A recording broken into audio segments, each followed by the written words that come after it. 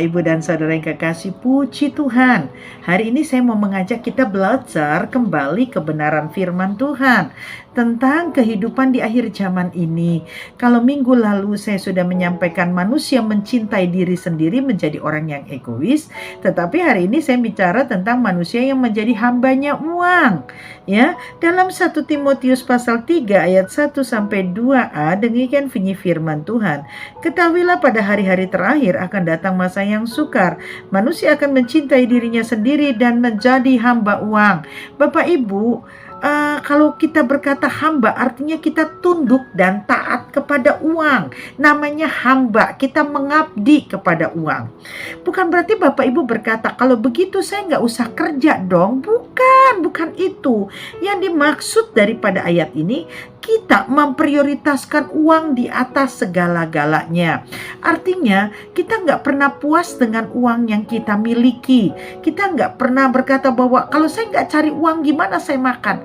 Betul, tetapi bukan uang segala-galanya dalam pengertian saudara nggak punya waktu untuk keluarga, untuk baca firman dan sebagainya. Waktu saudara hanya diisi uang. Apapun saudara dan saya halalkan, apapun orang lakukan demi uang, ya. Tetapi kita belajar, Tuhan pernah mengata kepada kita, ya, kalau kita pelajari Tuhan ngomong apa, cari dulu kerajaan Allah dan kebenarannya. Makan, minum, pakai Tuhan akan tambahkan. Artinya kalau saudara setia cari Tuhan sungguh-sungguh, cari firman, Tuhan bilang dalam Filipi 4 ayat 19, Allahku akan memenuhi segala keperluanku menurut kekayaan dan kemuliaannya di dalam Yesus Kristus. Artinya apa? Tanpa engkau menjadi hamba uang, engkau tidak lakukan korupsi, engkau tidak berjualan dengan tidak jujur, kita tidak mau bohongin orang, kita tidak merampas, kita tidak melakukan hal-hal yang tidak terpuji karena uang, tetapi kita belajar berkata Allahku akan memenuhi segala keperluanku. Gajiku gak cukup kalau aku gak melakukan hal itu. Tuhan bilang apa? Kalau Tuhan turut bekerja, mendatangkan segala sesuatu kebaikan, dan Allah kita sanggup memberikan 5 roti 2 ikan bercukupan dan berkelimpahan. Ada orang-orang ketika Yohanes Pembaptis membaptis orang-orang, ada prajurit-prajurit dalam Lukas 3 ayat 14 berkata ketanya, dan prajurit-prajurit itu bertanya juga kepadanya, dan kami, apakah yang harus kami perbuat? Prajurit tanya nih. Jawab Yohanes kepada mereka, jangan merampas dan jangan memeras, dan cukupkanlah dirimu dengan gajimu.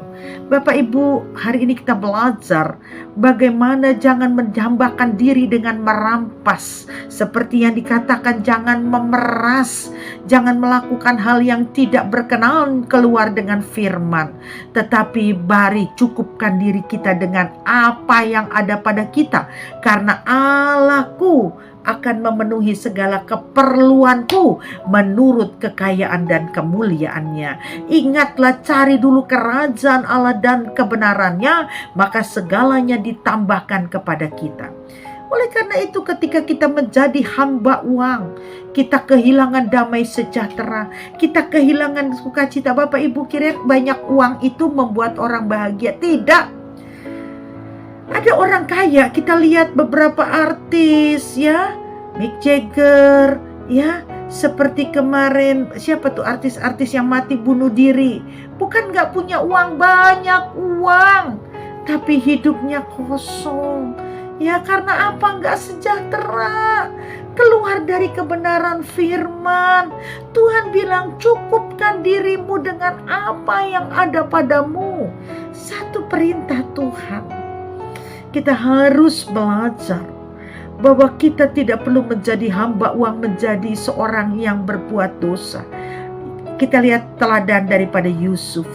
Yusuf tidak menjadi hamba uang. Kalau dia mau tidur dengan istri Potifar, saya yakin fasilitas enak. Tapi Yusuf tidak mau. Hari ini belajarlah hidup sebagai orang yang jujur di mata Tuhan. Dagang-daganglah dengan timbangan yang jujur. Jualah barang yang baik, dan yang bekerja, bekerjalah dengan baik. Jangan jadi hamba uang. Jangan di otakmu bagaimana caranya kita untuk korupsi, untuk dapatkan uang.